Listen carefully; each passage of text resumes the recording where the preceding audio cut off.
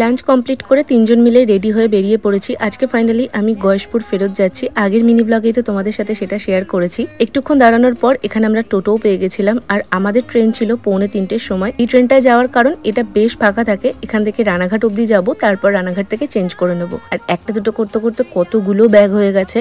মা বাবা যেহেতু অল্প দিনের জন্য যাচ্ছে সেই জন্য ওদের একটা ব্যাগেই হয়ে গেছে, আর আমি যেহেতু তিনজন মিলে যাচ্ছি সেই জন্য যতটা জিনিস পেরেছি এখান থেকে নিয়ে যাওয়ার চেষ্টায় অনেক কটা ব্যাগ বানিয়ে ফেলেছি।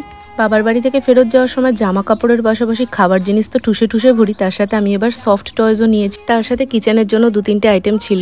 সমস্ত কিছু নিয়ে আমি আজকে ফাইনালি শ্বশুরবাড়ি ফেরত যাচ্ছি। হ্যাঁ, প্রত্যেকবার বাপের বাড়ি থেকে শ্বশুরবাড়ি যাওয়ার সময় আমার ব্যাগ বেড়েই যায়। কাশিমাজার স্টেশনে চলে এসেছি, আর আজকে ওয়েদারটা এত সুন্দর ছিল তোমাদের কি বলবো। তবে ট্রেন আমাদের বেশ কিছুটা লেট ছিল। স্টেশনে বসে আমরা তিনজন মিলে ওয়েট করছিলাম, আর তার সাথে এত প্রচন্ড হাওয়া দিচ্ছিল, বেশ ভালো লাগছিল। ফাইনালি আমাদের ট্রেন চলে আসে, আর দেখতে পাচ্ছ কতটা ফাঁকায় ফাঁকায় আমাদের জার্নি স্টার্ট হলো।